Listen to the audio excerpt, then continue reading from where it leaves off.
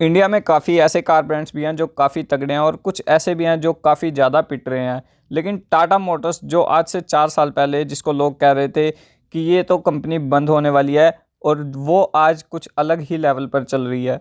तो आज के इस एपिसोड में बात करेंगे कि टाटा मोटर्स ने कैसे वापस अपना कमबैक किया। So let's get started. सबसे पहले हम बात करेंगे टाटा मोटर्स की हिस्ट्री के बारे में, यानी इतिहास के बारे में, जो काफ़ी वाइड है और मैं आपको बोर नहीं करूंगा किसी हिस्ट्री टीचर की तरह। इस कंपनी की शुरुआत इंडिया में 1945 में हुई थी, जब ये इंडिया में कमर्शियल व्हीकल्स बनाते थे, एग्जांपल बसेस और ट्रक्स।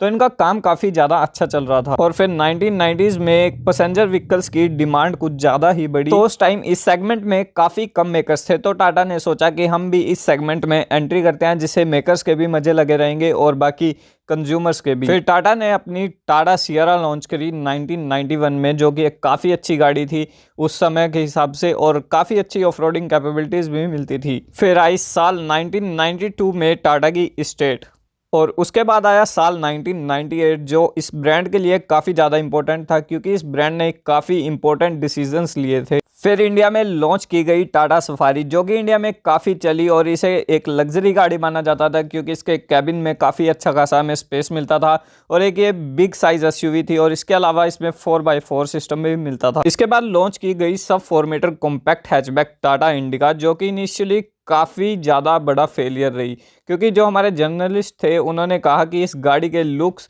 इस गाड़ी की रिफाइनमेंट और इस गाड़ी की क्वालिटी काफ़ी ज़्यादा ख़राब है, तो इस वजह से लोगों ने इसे काफ़ी ज़्यादा नापसंद किया। किसी ने इस गाड़ी को ख़रीदा ही नहीं। फिर ऐसे में टाटा एडवाइस लेने के लिए गए फोर्ड के पास, और फोर्ड ने एडवाइस के नाम पर सिर्फ टाटा को बेइज्जती दी।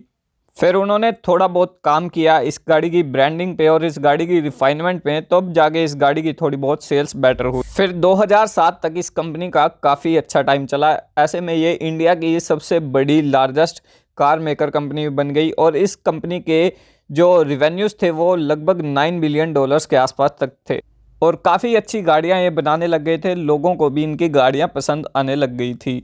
फिर आया साल 2008, जिसमें इस कार कंपनी ने JLR कंपनी को भी एक्वायर कर लिया फोर्ड मोटर्स से, और उस टाइम पे फाइनेंशियल क्राइसिस चल रहे थे, तो ऐसे में गाड़ियों की डिमांड भी काफ़ी ज़्यादा कम रह गई थी, स्पेशली इस ब्रांड की तो काफ़ी ज़्यादा ही कम रह गई थी।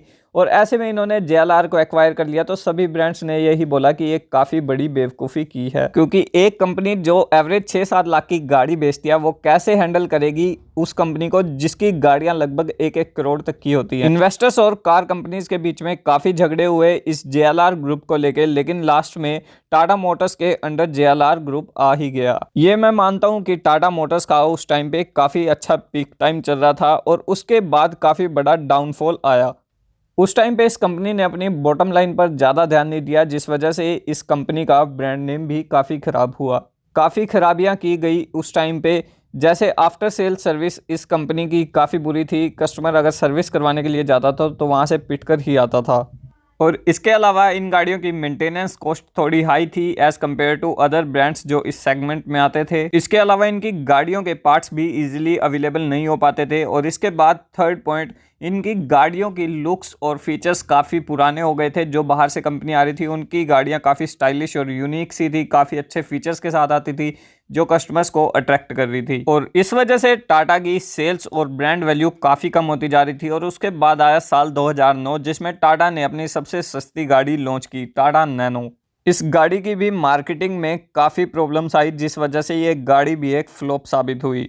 उसके बाद साल 2010 में टाटा ने लॉन्च की अराइज, जो कि इंडिया की वन एंड ओनली MPV गाड़ी थी जो 4x4 सिस्टम के साथ आती थी, और ये भी इतना कुछ अच्छा नहीं चल पाई क्योंकि इस गाड़ी की जो लुक्स थी वो काफ़ी ऐसे पुरानी सी दिखाई देती थी, और मार्केट में इस गाड़ी के कंपटीशन जैसे XUV वगैरह आ गई थी जो काफ़ी हाईटेक सी दिखाई देती थी। फिर साल 2012 में टाटा मांजा भी इतनी कुछ खास नहीं चल पाई क्योंकि इसकी जो लुक्स और टेक्नोलॉजी थी वो इतनी कुछ खास नहीं थी, पुरानी सी हो गई थी।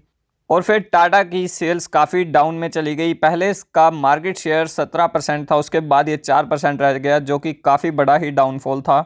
फिर सबको लगा कि टाटा भी इंडिया से जाने वाली है क्योंकि शेवरले भी इंडिया से जा चुकी थी, तो ऐसा कुछ भी नहीं हुआ। लेकिन और फिर मेन 2016 में इस ब्रांड के दिन से ही पलट गए। इस ब्रांड का CEO बदला गया, सारी स्ट्रेटजीज बदली गई, इस ब्रांड के सीईओ को बदला गया जिनका नाम था गिर्टनर बर्चे, ऐसा कुछ नाम था इनका, और ये काफ़ी कंपनीज़ में काम कर चुके हैं जैसे एयरबस वगैरह में। और फिर वो टाटा के सीईओ बनाए गए और उन्होंने अपनी कंपनी के सारे चिथड़े से ही ऐसे उड़ा दिए। और फिर उन्होंने 2 नए प्लेटफॉर्म्स को काम पे लगाया, ओमेगा आर्क और अल्फ़ा आर्क, जो सबसे ज़्यादा स्ट्रॉन्ग प्लेटफॉर्म्स होने वाले थे। इनका यूज़ टाटा नेक्सॉन, अल्ट्रोज और हैरियर ऐसी सारी ही गाड़ियों में लगभग किया जाएगा। फिर 2016 के फेब में डेब्यू या लॉन्च की गई टाटा नेक्सॉन, जो इंडिया की one of the most safest car रहने वाली थी, क्योंकि ये इंडिया की तरफ से ऐसी पहली गाड़ी थी जिसने एनकैप में 5 स्टार रेटिंग स्कोर की थी। और ये बहुत ही बड़ी बात थी क्योंकि उस टाइम पे जो इंडिया की गाड़ियाँ थी वो 2 या 3 स्टार से ऊपर की उनकी औकात नहीं थी। उसके बाद लॉन्च की गई टाटा टियागो, जो अगेन एक सेफेस्ट कार थी जिसने 4 स्टार रेटिंग्स को स्कोर किया था। फिर आया साल 2017 जिसमें इस ब्रांड ने टाटा हेक्सा, जो एमपीवी थी, एक 7 सीटर जिसमें काफ़ी अच्छी खासी लुक्स मिलती थी, उसको अनवील किया। लेकिन इसमें इतनी अच्छी टेक्नोलॉजी नहीं मिलती थी क्योंकि इसके कंपटीशन में जीप कंपस वगैरह आ जाती थी इसी के प्राइस में, तो लोगों ने उसे ज़्यादा प्रेफर किया। फिर आया साल 2018, जो कि मैं मानता हूँ कि इस ब्रांड का सबसे ज़्यादा इंपॉर्टेंट साल था क्योंकि इस ब्रांड ने टाटा हैरियर को लॉन्च किया था, जो कि इस ब्रांड की सबसे ज़्यादा लग्जरी गाड़ी मानी जाती थी। लेकिन इसमें भी कुछ कमियां रह गई थी इसके लॉन्च के दौरान। पहली कमी ये कि इस गाड़ी में कोई भी पेट्रोल इंजन तब नहीं दिया जाता था, जो कि इंडियंस काफ़ी ज़्यादा प्रेफर करते हैं। और इसके अलावा ऑटोमेटिक का ऑप्शन भी नहीं दिया गया था, जिसे इंडियंस अब ज़्यादा प्रेफर करने लग गए हैं, सिटीज़ में जो स्पेशली रहते हैं वो लोग। और इसके अलावा इसमें सनरूफ नहीं दी गई थी, जो कि इंडियंस के दिल के जाना है क्योंकि सनरूफ में खड़ा होना इंडियंस को काफ़ी पसंद है।